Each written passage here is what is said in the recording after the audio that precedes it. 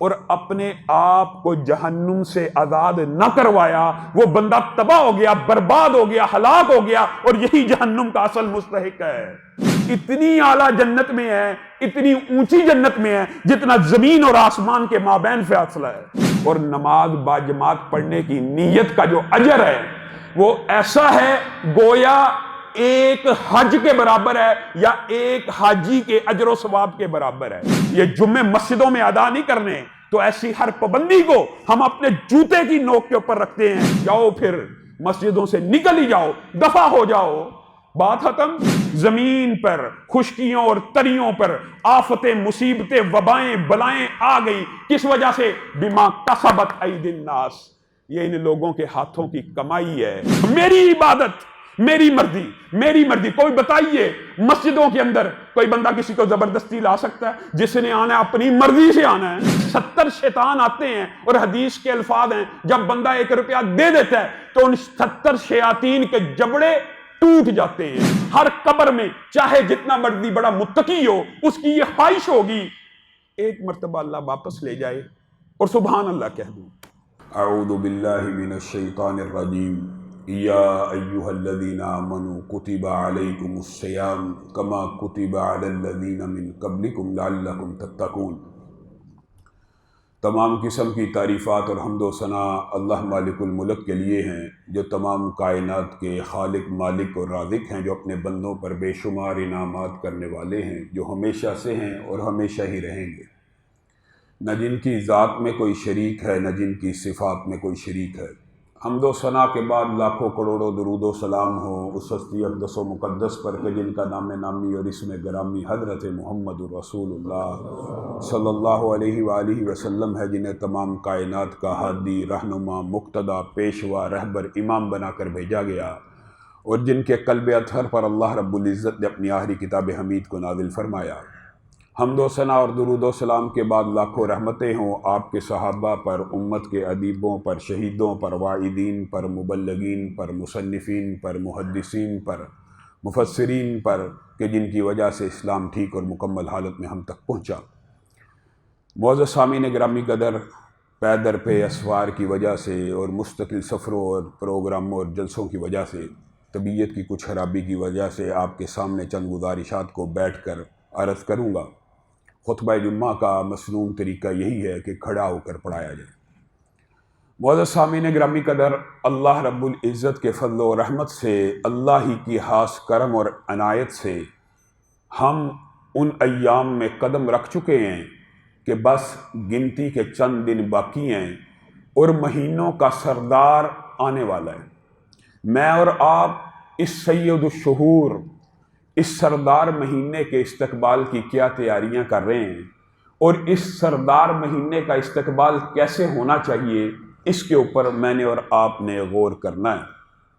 ہمارے اسلاف 6 ماہ قبل رمضان سے دعائیں شروع کر دیتے تھے، اللہ ہمیں رمضان تک زندہ رکھنا کہ ایک اور رمضان ہمارے مقدر میں آ جائے۔ 6 ماہ قبل یہ دعا کیا کرتے تھے۔ میں اور آپ اس مہینے کے اکرام، احترام، استقبال سے کلی طور پر غافل ہیں۔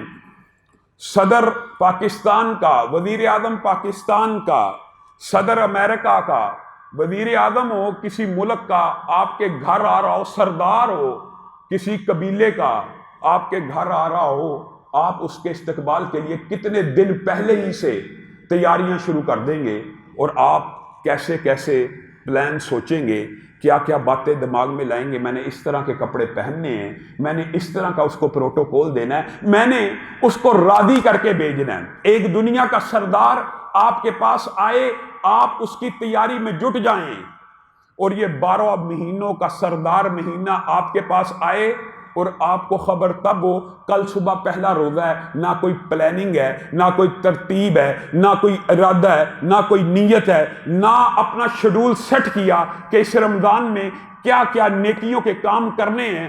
بس رمضان شروع ہوا جس طرح باقی مہینے شروع ہو گئے۔ نبی کریم صلی اللہ علیہ وسلم کی حدیث سے یہ بات ثابت ہے، یہ اتنا عظمت والا مہینہ ہے کہ اس مہینے کے اندر جنت کے سارے دروازوں کو کھول دیا جاتا ہے، ایک دروازہ بھی ایسا نہیں ہوتا جس کو بند رہنے دیا جائے، اور جہنم کے ہر دروازے کو بند کر دیا جاتا ہے، کوئی ایک دروازہ ایسا نہیں ہوتا جس کو کھلا رکھا جائے۔ کس کے لیے؟ آپ کی آسانی کے لیے۔ سرکش جنات کو اس مہینے میں قید کیا جاتا ہے، سرکش جنات کو، ابلیس کو، بڑے بڑے شیاطین کو جو انسانوں کو وسوسے ڈالتے ہیں، کس کے لیے قید کیا جاتا ہے؟ تیرے اور میرے لیے، تاکہ تیری اور میری نیکیاں کرنے کی صلاحیت بڑھ جائے اور ہم آسانی سے کمزور شیاطین کو شکست دے کے اس مہینے میں عبادات کو سر انجام دیں۔ اس مہینے کی ابتدا ہی میں فرشتے آوازیں لگاتے ہیں، اے خیر کے طلبگار اب آگے بڑھ، اے شر کے طلبگار اب تو رک جا۔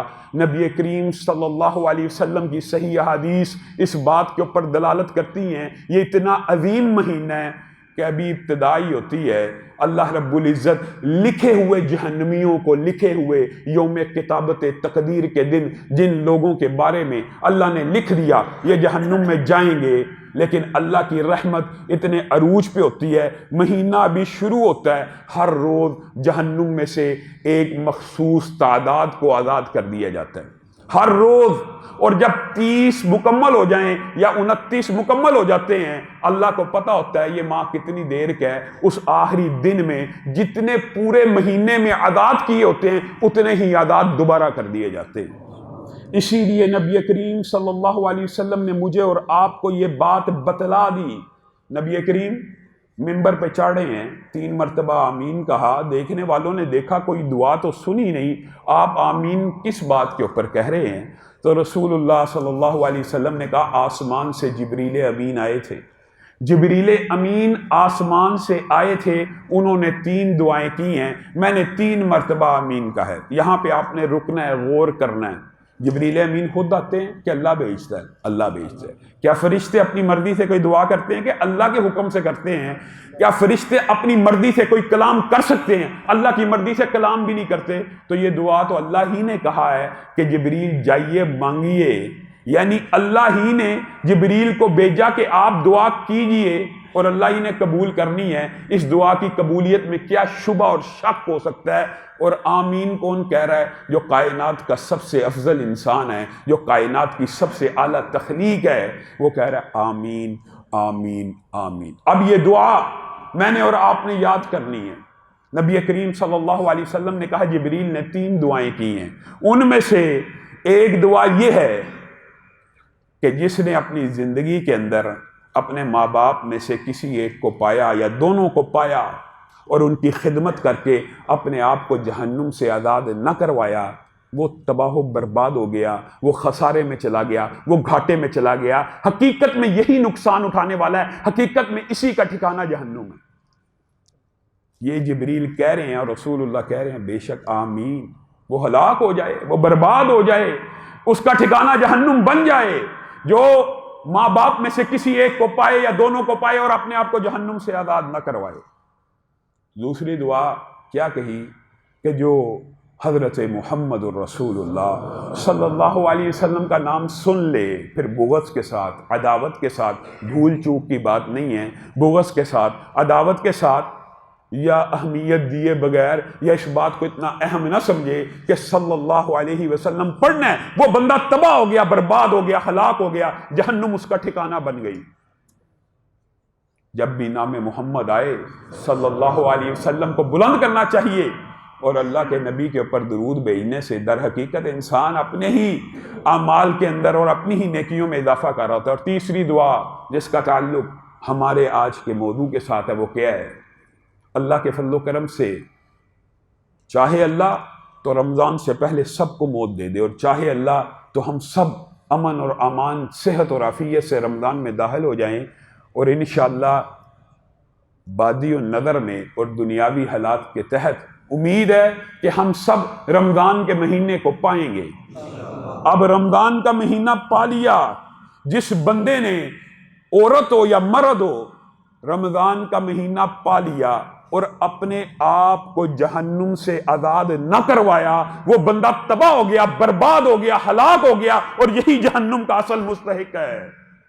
رمضان کا مہینہ اتنی عظمت کا مہینہ ہے کہ اللہ رب العزت نے مجھے اور آپ کو موقع دیا ہے کہ جتنے مرضی گناہوں کو لے کے آ جاؤ، جتنی مرضی نافرمانیوں کو لے کے آ جاؤ، تمہارا رب رحمت کے دروازے کھولے، جنت کے دروازوں کو کھولے، تمہارا انتظار کر رہا ہے۔ رب انتظار کر رہا ہے رحمت کے مہینوں کے بارے میں۔ اس رحمت کے مہینے میں کہ ہے کوئی بندہ جو آ کے اللہ رب العزت کی بارگاہ میں آ جائے اور دعا کے لیے ہاتھوں کو اٹھائے اور مغفرت کو طلب کرے، اللہ رب العزت اس کو جہنم کی قید سے آزاد کروا دے۔ اور طلحہ بن عبید اللہ کی جو حدیث ہے، طلحہ بن عبید اللہ کی جو حدیث ہے، اس کے اوپر آپ نے غور کرنا ہے۔ طلحہ بن عبید اللہ بیان کرتے ہیں کہ ایک ہی وقت میں دو اشخاص نے اسلام کو قبول کیا، ایک ہی وقت میں دو اشخاص نے اسلام کو قبول کیا۔ ان میں سے ایک بہت بڑا عبادت گزار تھا اور ان میں سے ایک کم عبادت کرنے والا تھا۔ اس بات کے اوپر آپ نے غور کرنا ہے۔ ان میں سے ایک زیادہ عبادت کرنے والا تھا اور ان میں سے ایک کم عبادت کرنے والا تھا۔ سنن ابن ماجہ کی حدیث صحیح ہے۔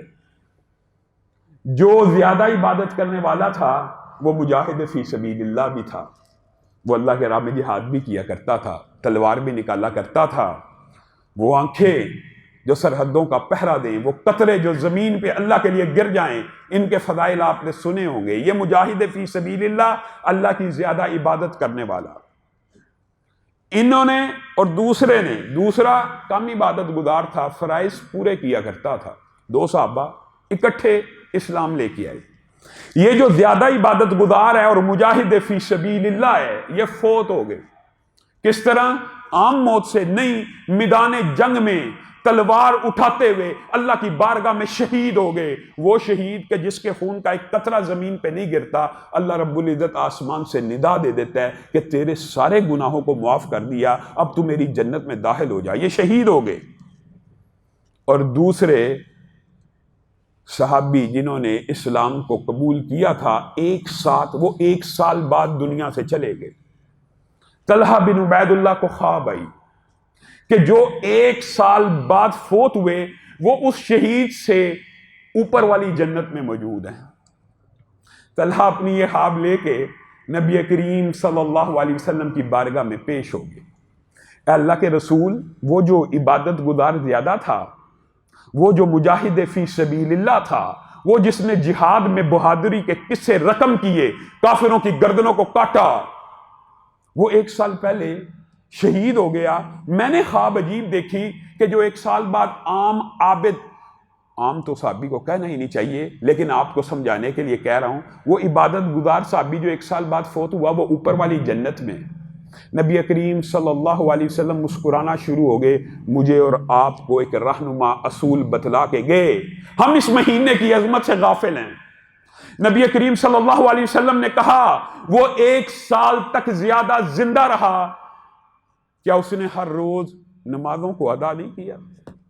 کیا اس نے ایک سال کے 30 روزوں کو اس بندے سے زیادہ نہیں رکھا؟ جی ہاں، اے اللہ کے رسول، صرف 30 ہی روزے زیادہ رکھے ہیں۔ تو نبی کریم نے کہا یہ 30 روزے، یہ ایک سال کی نمازیں، یہ صرف فرض عبادات کی وجہ سے اس شہید سے اتنی اعلیٰ جنت میں ہے، اتنی اونچی جنت میں ہے جتنا زمین اور آسمان کے مابین فاصلہ ہے۔ ایک نماز جس کو میں نے اور آپ نے مسجدوں میں ادا نہیں کرنا، معاذ اللہ ثم معاذ اللہ، یہ کیسے کیسے فتنے معاشرے میں آ رہے ہیں، اس والے سے بھی بات کریں گے۔ ایک نماز جو بندہ گھر سے وضو کر کے نکلتا ہے، من خرج من بیتہ متطہرا، جو بندہ گھر سے وضو کر کے نکلتا ہے، اس کی ایک نماز کے اجر کی بات نہیں ہے، اس کے نکلنے کے اجر کے بارے میں رسول اللہ صلی اللہ علیہ وسلم ارشاد فرماتے ہیں فَأَجْرُهُ كَأَجْرِ الْحَاجِّ الْمُحْرِمِ۔ ایک بندہ گھر سے وضو کیا، بعد جماعت نماز کے لیے مسجد کی طرف چل پڑا، نماز ابھی ادا نہیں کی، اس بندے کا یہ وضو کرنے کا عمل اور نماز با جماعت پڑھنے کی نیت کا جو اجر ہے وہ ایسا ہے گویا ایک حج کے برابر ہے یا ایک حاجی کے اجر و ثواب کے برابر ہے۔ اگر بات اتنی ہونا بات مکمل ہے، لیکن نبی کریم صلی اللہ علیہ وسلم نے کوئی مغالطہ بھی نہیں چھوڑا کہ اجر الحاج المحرم. رسول اللہ نے یہ لفظ اسی لیے ادا کیا ہوگا کہ بندہ سوچے کہ ایک حج کا ثواب ہے، ایک حج کا ثواب مل گیا. نہیں، اس حاجی کے حج کا ثواب ملا جو حج کی پلاننگ کئی سال کرتا ہے، جو حج کی تیاری کے لیے پیسہ جوڑتا ہے، جو حج کی تیاری کے لیے ٹکٹ خریدتا ہے، جو بکنگ کرواتا ہے، جو وہاں پہ مکتب کے انتظامات کرتا ہے، جو میقات میں جاتا ہے، احرام کی تلہیاں تنگیاں برداشت کرتا ہے، شیطان کو پتھر مارتا ہے، یہ سارے کا سارا پروسیس کرنے والا جو حاجی ہے، اس کے اجر کے برابر ایک با جماعت نماز کے لیے گھر سے نکلنے والا باوضو ہو کر اس کا اجر یہ ہے. اور اس نماز کے بارے میں اگر جبر اور پابندی لگا دی جائے کہ یہ مسجدوں میں ادا نہیں کرنی، نماز باجماعت بندہ مومن اور بندہ مسلم کے اوپر مسجد میں فرض ہے، یہ جمعے مسجدوں میں ادا نہیں کرنے، تو ایسی ہر پابندی کو ہم اپنے جوتے کی نوک کے اوپر رکھتے ہیں. اگر بندہ نماز ہی نہیں پڑھنا چاہتا، میرے بھائیوں، ایک تو بیماری آ گئی، ایک تو وبا آ گئی، اب اس بیماری کو دور کرنے کے جو اسباب ہیں ان میں سے ایک سبب مسجدوں میں آ کے رب کو منانا بھی ہے. ایک تو بیماری آ گئی، پہلے ہی بندہ مصیبت میں پھنس گیا، اب اس مصیبت کو دور کرنے کے جو اسباب ہیں ان کو بھی بند کر دو، جاؤ پھر مسجدوں سے نکل ہی جاؤ، دفع ہو جاؤ، بات ختم. اگر تم نے نماز نہیں پڑھنی تو پھر زندہ رہ کے بھی کیا کرنا ہے؟ ایسی زندگی سے خدا کی قسم، ایسی زندگی سے ہماری تو یہ خواہش ہے کہ سجدے میں سر ہو اور روح قبض ہو جائے، مسجد میں بندہ موجود ہو اور روح قبض ہو جائے. اللہ ہم سب کو با جماعت نمازیں پڑھتے ہوئے دنیا سے لے جائے. یہ ہمیں نیا فلسفہ سکھانا چاہتے ہیں کہ با جماعت نمازوں سے دوڑ جاؤ، گھروں میں ادا کرو. جو بندہ مسجد میں اللہ کا حق ادا نہیں کرتا وہ بالآخر گھر میں بھی اللہ کا حق آہستہ آہستہ نمازوں سے بھی دور ہو جاتا ہے. جو اکھڑے ہیں نمازوں سے وہ اکھڑ گئے ہیں. کسی کا نام لے کے بات کرنا مقصود نہیں ہے، لیکن ہم نے عینی مشاہدہ کیا اس بیماری کے اندر. وہ لوگ جو باجماعت نمازی تھے گھروں میں بیٹھے، نمازیں بھی چھوٹ گئیں، فلموں کے رسیا بھی ہو گئے، ڈرامے بھی دیکھنا شروع کر دیے. معاذ اللہ. نیکیوں کو آسان کرتی ہیں اور برائیاں برے رستوں کو اور گناہوں کو آسان کرتے چلے جاتے ہیں. میرے بھائیوں، یہ نماز باجماعت، یہ تو بات ضمنی طور پہ آئی ہے تو آپ کے سامنے رکھ رہا ہوں، لیکن اگر آپ بات آئی ہے تو یہ بھی سن لیجئے. مصیبتیں کیوں آتی ہیں؟ پریشانیاں کیوں آتی ہیں؟ ظہر الفساد فی البر والبحر بما کسبت ایدی الناس لیذیقہم بعض الذی عملوا لعلہم یرجعون. اللہ کہہ رہا ہے کہ مولوی کہہ رہا ہے زمین پر خشکیوں اور تریوں پر آفتیں، مصیبتیں، وبائیں، بلائیں آ گئی. کس وجہ سے؟ بما کسبت ایدی الناس، یہ ان لوگوں کے ہاتھوں کی کمائی ہے. اللہ کہہ رہا ہے یہ لوگوں کے ہاتھوں کی کمائی کی وجہ سے وبائیں آ گئی. لیذیقہم، تاکہ میں، اللہ تعالیٰ نے علت بھی بیان کر دی، میں ان کو مزہ چکھاؤں. کس کا؟ ان چھوٹی چھوٹی مصیبتوں کا، پریشانیوں کا، عذابوں کا. کس وجہ سے اللہ یہ بیماریاں نازل کر رہا ہے؟ اللہ تو یہ فلسفہ بیان کر رہا ہے لعلہم یرجعون. اور یہ بیماریاں اور وبائیں دیکھ کے مسجدوں کو بند کر دیں. یہ اللہ کہہ رہا ہے کہ اس لیے نازل ہوئی بیماریاں، وبائیں، تاکہ لوگ مسجدوں میں آئیں، تاکہ لوگ اللہ کی طرف رجوع کریں. صحابہ کا یہ طرز عمل تھا، جب آسمان سے بلائیں اور وبائیں آتی آپ مسجدوں میں پناہ لیتے اور اللہ کی بارگاہ میں آ کے گڑ گڑاتے، اللہ تعالیٰ وبائیں اور بلاؤں کو دور کر دیتا. یہاں پہ الٹا فلسفہ ہے. مسجد میں 50 سال کا بندہ نہیں آئے گا. کیوں نہیں آئے گا؟ پارلیمنٹ میں 60-70 سال کا بندہ جا سکتا ہے، مسجد میں نہیں آ سکتا. مسجد میں آؤ، باوضو ہو کے آؤ. جس کا وضو ٹوٹ گیا وہ گھر چلا جائے. وضو خانے بند ہوں گے. کیوں بند ہوں گے؟ ایس او پیز بنانے والوں کی عقل کے اوپر بھی ماتم ہے. جہاز سے باہر ایئرپورٹ کے اوپر آپ کھڑے ہوں گے، 3 فٹ کا فاصلہ ہے. مسجد میں کتنا ہونا چاہیے؟ 6 فٹ کا. وہ جو 3 فٹ کا فاصلہ ایئرپورٹ کے اندر ہے، جہاز میں بیٹھ جاؤ 1 ملی میٹر کا بھی نہیں رہے گا. 1 ملی میٹر کا بھی نہیں رہے گا. کیسی شیطان نے کیسا وسوسہ ڈال دیا. वलनुज़ीक़न्नहुम मिनल अज़ाबिल अदना दूनल अज़ाबिल अकबर, और हम उन्हें मजा चिखाएंगे छोटे छोटे अदाबों का उस बड़े अदाब से पहले, लअल्लहुम यरजिऊन, कि शायद वो हमारी तरफ लौट आए। अल्लाह तो ये चाहता है बंदे उसकी तरफ लौट आए, और लौटने की जो जगह हैं, जो शिफा के मराकिज हैं, हमारे हुक्मरान और इंतजामिया चाहती है उन्हीं को बंद कर दिया जाए। फ़अख़ज़नाहुम बिलबअसाई वद्दर्राई लअल्लहुम यतज़र्रऊन, और उनको मुसीबतों ने, बलाओं ने, मौलवी नहीं कह रहा, अल्लाह कह रहा है, उनको मुसीबतों में और बलाओं ने आन पकड़ा, घेर लिया। फ़अख़ज़नाहुम बिलबअसाई, हमने, अल्लाह ये भी कह रहा है मुसीबतें अल्लाह ही नाज़िल करता है, बीमारियां अल्लाह ही नाज़िल करता है। फ़अख़ज़नाहुम बिलबअसाई वद्दर्राई लअल्लहुम यतज़र्रऊन, हमने मुसीबतों में डाला, वबाओं में डाला, परेशानियों में डाला, किस लिए? लअल्लहुम यतज़र्रऊन, ताकि वो रब के सामने आके गिड़गिड़ाएं, रोएं। फलौला इज़ जाअहुम बअसुना तज़र्रऊ, और जब बलाएं आ गईं, पकड़ लिए गए, फलौला, तो वो क्यों ना रोए, वो क्यों ना गिड़गिड़ाए? फलौला, अल्लाह कह रहे लौला, फलौला इज़ जाअहुम बअसुना तज़र्रऊ, जब उनके ऊपर ये वायरस आ गया, ये बीमारियां आ गई, वो अल्लाह की बारगाह में आके क्यों ना गिड़गिड़ाए, क्यों ना रोए? क्यों कह रहा है अल्लाह? रोते तो अल्लाह ये बीमारियां दूर कर देता, ये वबाएं उठा लेता, ये परेशानियां और मुसीबतें खत्म कर देता। वलाकिन ज़य्यन लहुमुश शैतान,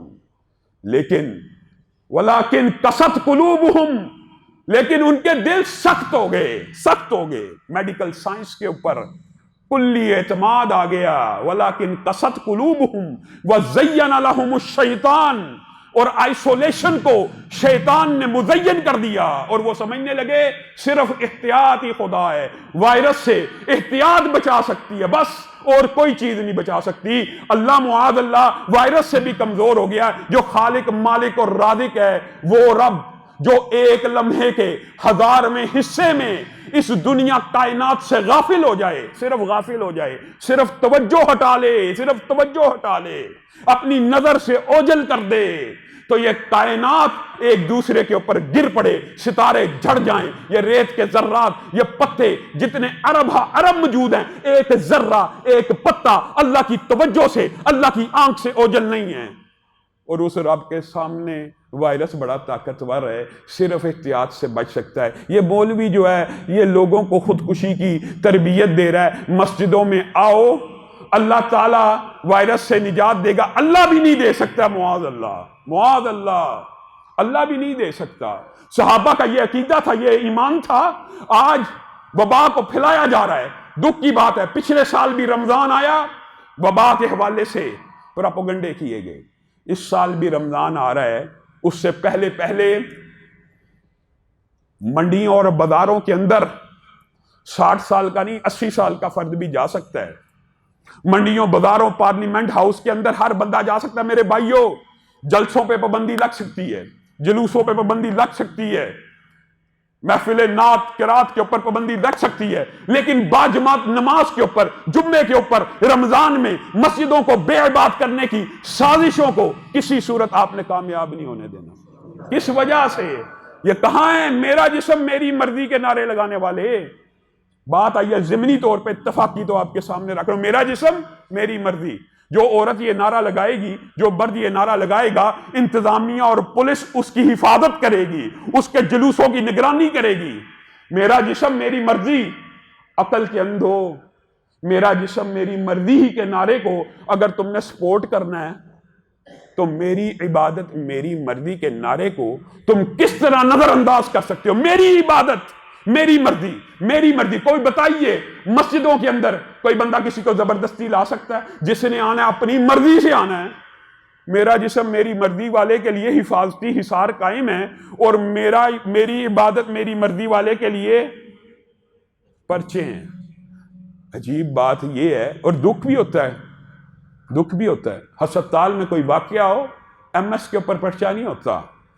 किसी यूनिवर्सिटी में वाकया हो, उसके प्रिंसिपल के ऊपर, डायरेक्टर के ऊपर, वाइस चांसलर के ऊपर पर्चा नहीं होता। मस्जिद में دو بندے ماسک کے بغیر آ جائیں، پرچہ کس پہ ہوگا؟ امام مسجد کے اوپر۔ یہ میری عبادت، میری مرضی۔ تم جو کہتے ہو کہ ہر عبادت تو بنیادی حق ہے، اور دکھ ہوتا ہے اس بات کے اوپر، دکھ ہوتا ہے اس بات کے اوپر آپ وہ گزشتہ سال کے مناظر بھول گئے ہیں۔ ہمیں یاد ہے سب سے ذرا وہ ٹرمپ نے یوم دعا منایا تھا، مارچ کی 1 تاریخ کو ٹرمپ نے یوم دعا منایا۔ اٹلی کا وزیر اعظم کہہ اٹھا کہ مادی اسباب ختم ہو گئے، اب آسمان سے اللہ کی مدد نازل ہوگی، تبھی بیماریاں دور ہوں گی۔ لیکن ایک مسلمان حکمران کو یہ توفیق نہ ہوئی کہ لوگوں کو اس چیز کی طرف دعوت دے کہ یہ بیماریاں تیرے اور میرے ہاتھوں کی کمائی ہیں، ہمارے بدعمالیوں کی کمائی ہیں۔ یہ عورت مارچ، یہ فحاشی اور عریانی کا مارچ اس دھرتی کے اوپر ہوتا ہے، زمین سے فحاشی اور عریانی اوپر جاتی ہے، صحیح حدیث ہے۔ پھر جب بے حیائی عروج پہ پہنچ جاتی ہے، آسمان سے ایسی ایسی بیماریاں نازل ہوتی ہیں کہ جن کے نام بھی تمہارے باپ داداؤں نے نہیں سنے ہوں گے۔ میرے بھائیوں، صرف ایڈز نامی ایک بیماری ہے، ایڈز۔ اگر عقل کے دریچے کھلے ہوں اور تعصب موجود نہ ہو، اللہ خالق و مالک کے اس عذاب سے لوگ عبرت پکڑیں۔ ایڈز کی بیماری عریانی اور فحاشی اور بدکاری اور بے حیائی کی وجہ سے پھیلی ہے۔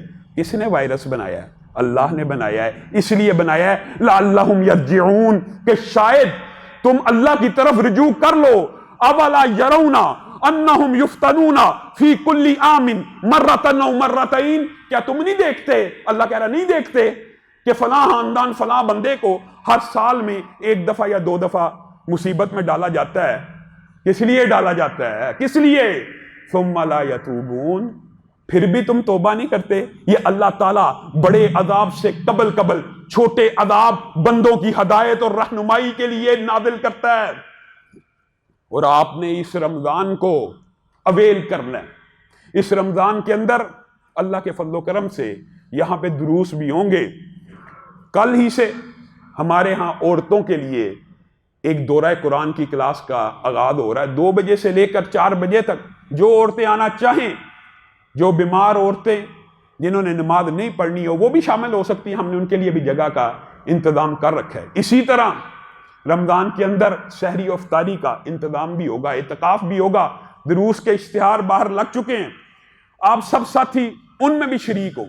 لیکن رمضان کے حوالے سے جو نہایت اہم عبادات ہے، ان میں سے ایک عبادت یہ بھی ہے کہ اللہ کے راستے میں خوب خرچ کیا جائے۔ اور یہ خرچ کرنے کی عبادت کا رمضان کے ساتھ خاص تعلق کیا ہے؟ ہمارے اسلاف 6 ماہ پیسوں کو جمع کیا کرتے تھے کہ جب رمضان کی پہلی رات شروع ہوگی، ہم اس رمضان کے اندر ان پیسوں کو خرچ کریں گے، کیونکہ رمضان میں کیا جانے والا نیکی کا عمل اللہ رب العزت بڑھاتا چلا جاتا ہے، حتیٰ کہ اس رمضان کی برکتوں کا آپ اندازہ صرف یہاں سے کر لیجئے کہ ایک بندہ صرف سحری کھاتا ہے، ابھی کھا رہا ہے، ابھی روزہ نہیں رکھا، صرف سحری کھا رہا ہے، تو نبی کریم صلی اللہ علیہ وسلم کہتے ہیں اس کھانے والوں کے اوپر آسمان کے فرشتے درود بھیجتے۔ تو جس نے کھانا ہی چھوڑ دیا، یہ تو ابھی کھا رہا ہے، تو اس کے اوپر اللہ کے فرشتے رحمت کی دعائیں کر رہے ہیں۔ جس نے چھوڑ دینا ہے، میرے بھائیوں، اجر و ثواب کا اتنا عظیم الشان مہینہ آ چکا ہے کہ جس کے اندر عبادات جمع ہیں، لیکن ہمیں ان عبادات سے دور کرنے کی بھی سازش ہو رہی ہے۔ اللہ کے راستے میں خرچ کرنا اتنا بڑا کام ہے۔ آپ نے حدیثیں سنی ہوں گی کہ حالت نماز کے اندر فلاں شیطان آتا ہے، نماز میں سے کچھ چوری کر لیتا ہے، فلاں نیکی کرنے لگتا ہے، فلاں شیطان آتا ہے۔ اور حدیث کی روایات میں یہ بات موجود ہے کہ 1 روپیہ صدقہ دینے والے کے اوپر کتنے شیطان آتے ہیں؟ بعض روایات کے الفاظ زیادہ ہیں، اور بعد میں 70 شیطان 1 روپیہ کوئی بندہ جیب سے نکالنے لگے نا، اس کے دماغ میں وسوسہ ڈالنے کے لیے 70 شیطان آتے ہیں۔ تیرے بچے کی فیس رہتی ہے، تیرے گھر میں دوائی آنے والی ہے، تیرا بجلی کا بل آنے والا ہے، تیرے یہ معاملات رہتے ہیں۔ 1 روپیہ خرچ کرنے کے لیے جب بندہ جیب سے نکالتا ہے، بتائیں اس کی نیکی کے پیچھے کیا حکمت ہوگی کہ 1 روپیہ نماز کے اندر 1 شیطان، مختلف نیکیوں کو روکنے کے لیے 1 شیطان، اور اللہ کے راستے میں دینے کے لیے 70 شیطان آتے ہیں، اور حدیث کے الفاظ ہیں جب بندہ 1 روپیہ دے دیتا ہے تو ان 70 شیاطین کے جبڑے ٹوٹ جاتے ہیں، پھٹ جاتے ہیں، کہ وہ انسان کو وسوسہ ڈال دیتے ہیں۔ میرے بھائیوں،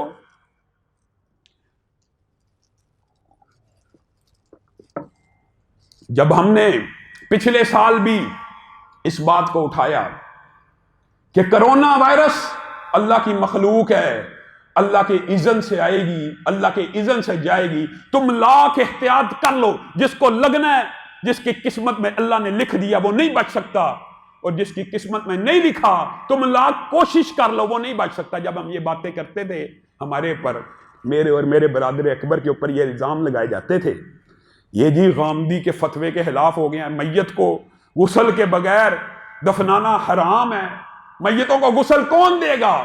جس وقت ہر طرف ہو کا عالم تھا، میں اور میرے برادر اکبر نے کہا تھا کہ اپنے پیاروں کی میتوں کو جو غسل نہیں دے سکتا، میں اور میرے بڑے بھائی ان کو غسل دیں گے۔ اور پھر پاکستان نے دیکھا الحمدللہ 500 سے زائد میتوں کو اسی ایک مرکز کے اندر 200 سے زائد، اور بڑے بھائی کے مرکز میں 300 سے زائد میتوں کو کرونا کی وائرس کی میتوں کو غسل دیا گیا۔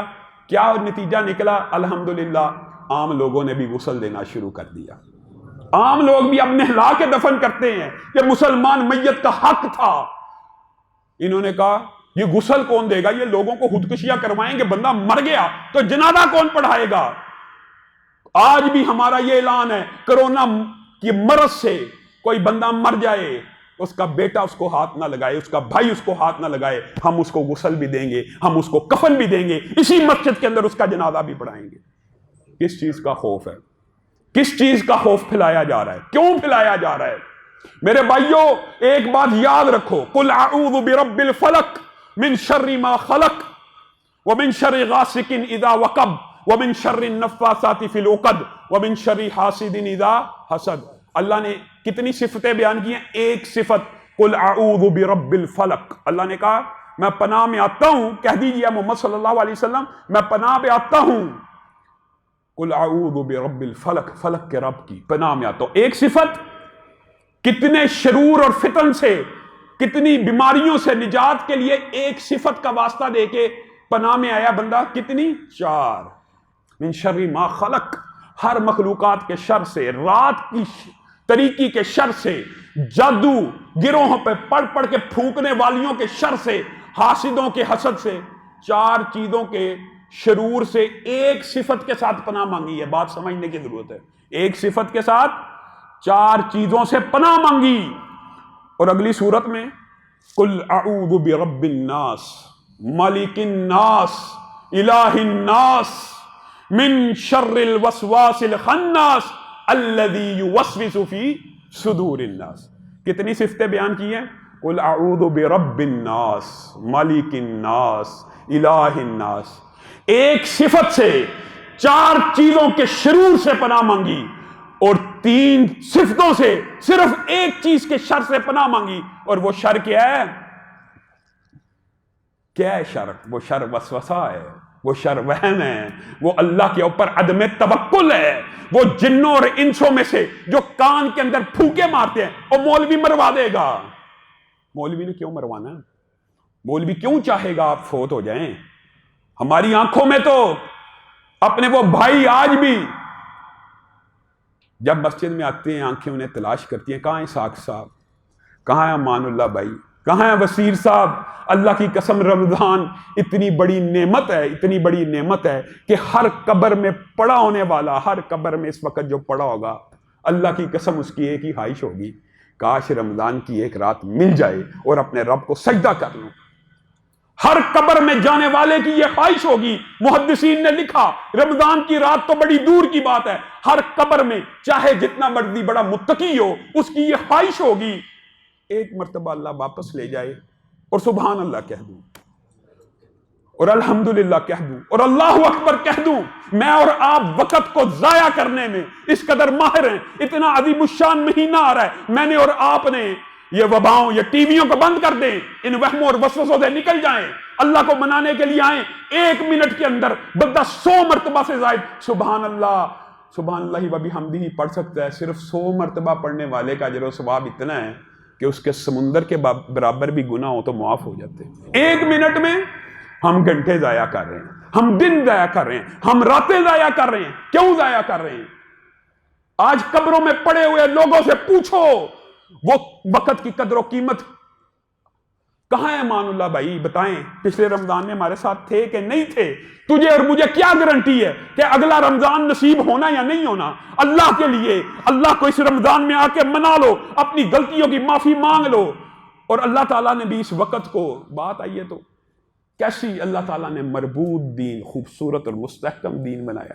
فَيَقُولَ رَبِّي لَوْلَا أَخَّرْتَنِي إِلَىٰ أَجَلٍ قَرِيبٍ۔ مرنے والا جب فرشتے کو، موت کے فرشتے کو دیکھے گا تو پہلی خواہش کیا کہے گا؟ فَيَقُولَ رَبِّي لَوْلَا أَخَّرْتَنِي إِلَىٰ أَجَلٍ قَرِيبٍ، اے اللہ 3 منٹ نہیں، 2 منٹ نہیں، 1 منٹ کی مہلت دے دے۔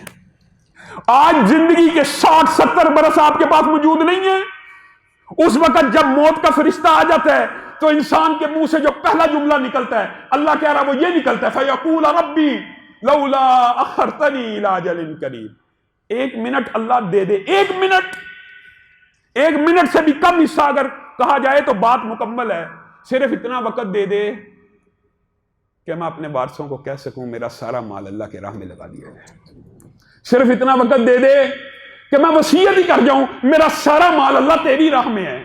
پہلی خواہش جب موت کے فرشتے کو دیکھ کے یہ ہوگی کہ اللہ اتنا وقت دے دے کہ تیری راہ میں خرچ کروں، تو گویا محدثین مفسرین نے یہ بھی لکھا، دماغ کی بصیرت کی آنکھ کھلنی ہے، وہ یہ کھلنی ہے کہ نیکیوں میں سے بہت بڑی نیکی اللہ کے راستے میں خرچ کرنا تھا، اور اس کو میں مس کر کے جا رہا ہوں۔ اللہ موقع دے دے وہ میرے سے مس نہ ہو۔ اور میرے بھائیوں، آپ کو رمضان کے اندر ہم نے کبھی تعصب کی بات نہیں کی کہ یہ ہسپتالوں کو زکوٰۃ نہ دیں، مریضوں کے علاج کے لیے زکوٰۃ نہ دیں، لیکن زکوٰۃ کے بہترین جو مصارف ہیں وہ مدارس دینی ہیں، اور صدقات کے بہترین مصارف اللہ کی یہ مساجد ہیں جو دھرتی کے اوپر سب سے پاکیزہ اور پوتر جگہ ہیں، جن کے بارے میں صحیح حدیث میں آتا ہے کہ آسمان کے اوپر سے جتنی مخلوقات جو آسمان کے اوپر رہتی ہیں، دیکھیں ایک عام جس گھر میں اللہ کا ذکر ہو رہا ہو، تلاوت کلام حمید ہو رہی ہو، تلاوت قرآن مجید ہو رہی ہو، حدیث کے الفاظ ہیں، جن گھروں میں اللہ کے قرآن کی تلاوت ہوتی ہے نا روزانہ، اللہ کے فضل سے مسلمان عورتیں اپنے گھروں میں پڑھتی ہیں سورۃ فاتحہ، اور 10 مرتبہ کی جو آیت ہے، حدیث ہے کہ 10 آیتوں سے کم نہیں پڑھتے، وہ نمازوں میں ہی پوری ہو جاتی ہے، غافلوں میں بندہ نہیں لکھا جاتا۔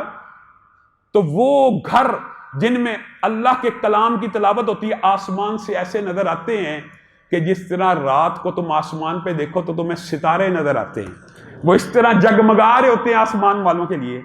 اگر ایک گھر جس میں کلام اللہ کی تلاوت ہو رہی ہو اس کا نظارہ یہ ہے تو آسمان سے مسجدیں کیسی دکھتی ہوں گی؟ یہ دنیا کے اوپر سب سے پاکیزہ پوتر مقامات ہیں، ان کو آپ کے صدقوں کی ضرورت ہے۔ یہ مدارس دینیہ جنہوں نے سینکڑوں سال ایک بچہ بھی حافظ قرآن جب تک زندہ رہے گا آپ سب کو اجر و ثواب ملے گا، سب سے عمل ہیں۔ اس کے بعد اس کی اولاد میں سے حافظ بن گیا، اس کی اولاد میں سے ایک عام فہم مثال دیتا ہوں۔ حاجی ظہور الہی میرے دادا ایک کاروباری گھرانے سے تعلق رکھتے تھے، مالدار آدمی تھے۔ انہوں نے ایک تقریر سنی عالم دین کی، انہوں نے اس تقریر سے یہ حس کیا کہ میرا جو بھی پہلا بچہ ہوگا میں اس کو دین کے رستے پہ لگاؤں گا۔ آج اللہ رب العزت کے فضل و کرم سے اس ایک کاروباری شخص نے اپنے ایک بچے کو دین کے رستے پہ لگانا چاہا، خاندان کے اندر 40 سے زیادہ حافظ موجود ہیں۔ کیا ان سب کا ثواب اس کو نہیں مل رہا ہوگا جس نے دین کی یہ بنیاد رکھی؟ میرے بھائیوں، اگر یہ بچے جو حفظ کر رہے ہیں، جو دین کا کام کر رہے ہیں، پڑھ رہے ہیں، یہ دنیا میں جہاں بھی جائیں گے اپنے شاگرد پیدا کریں گے، آگے نسلوں میں کوئی عبادت گزار یا حافظ قرآن پیدا ہوگا، آپ سب کو ثواب ملے گا۔ آپ سب کو چاہیے کہ حقیقی زکوٰۃ کے جو ادارے ہیں ان کے ساتھ تعاون کریں۔ اللہ رب العزت جو کہا گیا، جو سنا گیا، اس کو سمجھنے کی توفیق عنایت فرمائے۔ ان الحمد للہ نحمده ونستعینه ونستغفره ونؤمن به ونتوکل علیہ ونعوذ باللہ من شرور انفسنا ومن سیئات اعمالنا من يهده الله فلا مضل له ومن يضلل فلا هادي له واشهد ان لا اله الا الله واشهد ان محمدا عبده ورسوله اما بعد فان خير الحديث كتاب الله وخير الهدي هدي محمد صلى الله عليه وسلم وشر الامور محدثاتها وكل محدثة بدعة وكل بدعة ضلالة وكل ضلالة في النار۔ معزز سامعین گرامی قدر، گزشتہ 2-3 دن قبل پاکستان کے وزیر اعظم نے ایک بیان دیا کہ یہ جو ریپ کے، جنسی جرائم کے جتنے واقعات ہیں ان میں سے ایک وجہ عریانی، فحاشی اور بے حیائی بھی ہے۔ خان صاحب کے اس بیان کی پاکستان کے ہر مذہبی طبقے نے تائید کی، اور یہ خان صاحب نے درست نشاندہی کی ہے، اور یہ نشاندہی خان صاحب نے نہیں کی، یہ اللہ رب العزت نے کلام حمید میں کر دی ہے۔ قُلْ لِأَزْوَاجِكَ وَبَنَاتِكَ وَنِسَاءِ الْمُؤْمِنِينَ يُدْنِينَ عَلَيْهِنَّ مِنْ جَلَابِبِهِنَّ، اے نبی مومن عورتوں سے بھی کہیے، بیویوں کو بھی کہیے، بیٹیوں کو بھی کہیے، مومن عورتوں سے بھی کہیے جب بھی گھر سے نکلیں جلباب اوڑھ کے نکلا کرے۔ ہاں صاحب نے یہ بات کہہ دی، ایک طوفان بدتمیزی مچ گیا۔ ہاں صاحب اب آپ غور کریں، آپ کے اصل ہمدرد کون ہیں اور آپ کے اصل مخالف کون ہیں؟ وہ لبرل مافیا جو آپ کی ہر بات کو سپورٹ کرتا تھا، ان میں سے کسی ایک نے بھی آپ کے حق میں بیان نہیں دیا، نہ آپ کو سپورٹ کیا، بلکہ کہا آپ نے یہ تنگ نظری کے اوپر مبنی بیان دیا اور کہا خان صاحب کا بیان خلاف حقیقت ہے۔ بتائیے خان صاحب کے بیان کو تو ان کو خلاف حقیقت کہنے کی جرت ہے، کیا اللہ کا بیان بھی خلاف حقیقت ہے؟ اللہ تو کہہ رہا مومن عورت ایک ایسے باوقار باعزت لباس کے ساتھ نکلے، یہ عورت کا پروٹوکول ہے، یہ مومن عورت کا پروٹوکول ہے کہ اس کا لباس ایسا ہونا چاہیے کہ کوئی دیکھنے کی کوشش بھی کرے تو کچھ نظر نہ آئے۔ یہ اللہ کا بیان ہے کہ عمران خان کا بیان ہے؟ آج ہاں صاحب آپ کو یہ چاہیے، آپ نے یہ بیان دیا تھا کہ مساجد کرونا نہیں پھیلاتی، ہم آپ کے اس بیان کو اس وقت بھی سلوٹ کرتے تھے۔ آج بھی آپ کو یہ بیان دینے کی ضرورت ہے کہ رمضان کے اندر یہ جو مضحکہ خیز SOPs بنائے گئے ہیں، آپ صرف اس بات کے اوپر غور کیجئے کہ فحاشی، عریانی، بے حیائی کے اوپر پابندی لگانے کی بجائے نمازوں کے اوپر پابندی لگانے کی کوششیں ہو رہی ہیں۔ عجیب بات ہے کہ ماسک نہ پہننے کے اوپر تو جرمانے ہیں، اور اگر پھر بات آئی ہے تو کہہ دیتا ہوں، ایک حکمران، ایک حکومت جب ایسی گزری تھی جنہوں نے کہا تھا حجاب ہونا چاہیے، ہمارے ہمسائے میں پردہ ہونا چاہیے، پردہ ہونا چاہیے، حجاب ہونا چاہیے، عورت گھر سے نکلے حجاب اور نقاب پہن کے نکلے، اس کو تو آپ کہتے تھے وہ بڑے متشدد ہیں، بڑے متعصب ہیں، یہ بڑی سوچ غلط ہے۔ اب جبری ماسک پہنانا کیسا ہے؟ اب اگر جبری حجاب کروانا آپ کے نزدیک متعصبانہ سوچ ہے تو جبری ماسک پہنانا آزادی اظہار ہے، آزادی گفتار ہے۔ میں تو کہتا ہوں، میں نے پہلے بھی آپ کے سامنے بے شمار مرتبہ یہ بات رکھی ہے، ہمیں کوئی اعتراض نہیں، ماسک پہنیں، سینیٹائزرز کا استعمال کریں، احتیاطی تدابیر جس نے جتنی کرنی ہے وہ کر لے، لیکن اللہ کی قسم بیماری سے شفا دینے والی ذات ایک ہی ہے، وہ رب تعالیٰ کی ہے، اور صحابہ کا یہ عقیدہ تھا۔ 7 مرتبہ سورت فاتحہ پڑھ لینے سے سانپ کے کاٹے کا علاج ہو جاتا ہے، سانپ کے کاٹے کا۔ ایمانداری سے بتائیے، کیا یہ وائرس سانپ کے کاٹے سے بھی تیز رفتار ہے یا اس سے بھی زیادہ اثر رکھتا ہے؟ صحابہ کا تو یہ عقیدہ تھا سانپ بھی کاٹ جائے 7 دفعہ سورت فاتحہ پڑھ لی جائے کوئی نقصان نہیں پہنچ سکتا۔ آپ کو شیطان نے وسوسہ ڈال دیا، مغالطہ ڈال دیا۔ یہ دعائیں یاد کریں۔ دوبارہ کرونا کا دور ہے، کرونا کے بارے میں خام خواہ پراپاگنڈا کیا جا رہا ہے۔ 1 سال کے اندر 14,000 کل اموات، وہ جو دنیا کے اندر 8 سے 10,000 بچے روزانہ بھوک سے مر جاتے ہیں۔ بھوک کے لیے کوئی ویکسین ایجاد کرنے کی ضرورت ہے؟ نہیں، صرف کیا کھلانا ہے؟ روٹی۔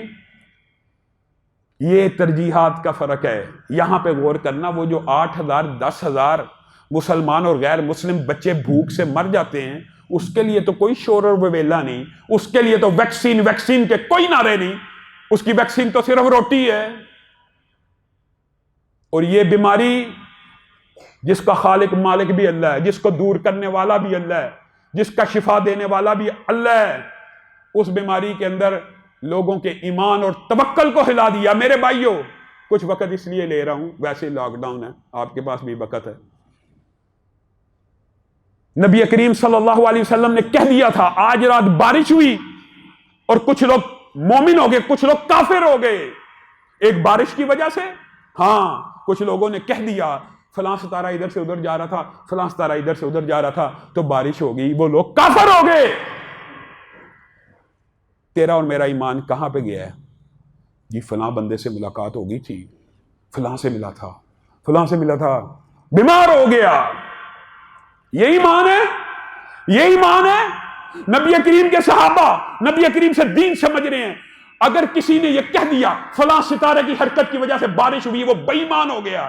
تو جی چاہے جو مرضی کرتا رہے، فلاں سے ملا تھا، فلاں سے سلام کیا تھا، فلاں سے ملاقات ہو گئی تھی، ادھر سے لگ گیا۔ اللہ کی مرضی سے لگ سکتا ہے، کسی سے نہیں لگ سکتا۔ اللہ کی مرضی ہوگی تو لگ جائے گا۔ تو گھر میں چھپ جا، بیٹھ جا۔ گھروں میں بیٹھنے والے کیا وبا سے بچ گئے ہیں؟ کیا کرونا وائرس سے بچنے والے موت سے بچ جائیں گے؟ کیا موت سے بچ جائیں گے؟ کیا گارنٹی ہے کہ کرونا وائرس سے بچنے والا موت سے بچ جائے گا؟ ایک گارنٹی ہے جو میں آپ کو دیتا ہوں۔ نبی کریم صلی اللہ علیہ وسلم نے ارشاد فرمایا، جو بندہ مسجد میں آ گیا صبح کی نماز پڑھنے، وہ اللہ کے ذمے میں آ گیا، وہ اللہ کی ضمانت میں آ گیا، اور اللہ میزبان ہے، وہ مہمان ہے، اور میزبان کی یہ شان ہے کہ مہمان کا اس طرح اکرام کرے، اس طرح توقیر کرے، اس طرح عزت رکھے کہ اس کو کوئی تکلیف اور نقصان نہ پہنچے۔ میں آپ کے سامنے رسول اللہ کی حدیث رکھتا ہوں کہ جس بندے نے اعوذ بکلمۃ اللہ التامات من شر ما خلق 3 دفعہ پڑھ لیا، 3 دفعہ صرف، اس کو دنیا کی کوئی مخلوق نقصان نہیں پہنچا سکتی۔ رسول اللہ پہ اعتماد ہے کہ ویکسین کے اوپر اعتماد ہے۔ ہم نے یہ تجربہ کیا ہے، تحدیث نعمت کے طور پہ بات آئی ہے تو کہہ بھی دیتا ہوں، لوگ شور مچا دیتے ہیں۔ ہم نے یہ تجربہ کیا ہے کہ اعوذ بکلمۃ اللہ التامات من شر ما خلق اتنا مضبوط اور پائیدار اور جاندار وظیفہ ہے کہ کسی کرونا کے آخری سٹیج کے مریض کے اوپر جا کے دم کیا جائے، جب عدد 500 کے قریب پہنچتا ہے تو مریض کی آنکھیں کھل جاتی ہیں۔ آپ 3 دفعہ کی حدیث ہے، لیکن تجربے اور مشاہدے سے یہ بات سمجھ آتی ہے کہ اگر زیادہ پڑھا جائے تو زیادہ اثر ہے۔ اسی طرح بسم اللہ الذی لا یضر مع اسمہ شیء فی الارض ولا فی السماء وہو السمیع العلیم 3 دفعہ کی حدیث ہے۔ اگر 7 دفعہ پڑھیں گے، 3 دفعہ بھی پڑھیں، نہ صبح کوئی چیز نقصان پہنچائے گی، نہ شام کو کوئی پہنچائے گی۔ کیا رسول اللہ صلی اللہ علیہ وسلم کے یہ سارے فرامین ایسے ہی ہیں کہ جس نے کسی بیمار کو دیکھ لیا، کوئی کرونا مریض دیکھا، کوئی کینسر کا مریض دیکھا، کسی بیماری میں دیکھا، ہماری غفلت ہم نہیں پڑھتے، اگر پڑھ لیا وہ بیماری نہیں رکھ سکتی۔ الحمدللہ الذی عافانی مما ابتلاک بہ وفضلنی علی کثیر ممن خلق تفضیلا۔ تمہیں رسول اللہ کی باتوں پہ یقین کرنا تو کرو، تمہیں اللہ کی باتوں پہ یقین کرنا تو کرو۔ میرے بھائیو، وہ رب جو بیماری دیتا ہے وہی شفا دینے کے اوپر بھی قادر ہے، لیکن مرضی اللہ کی ہوتی ہے۔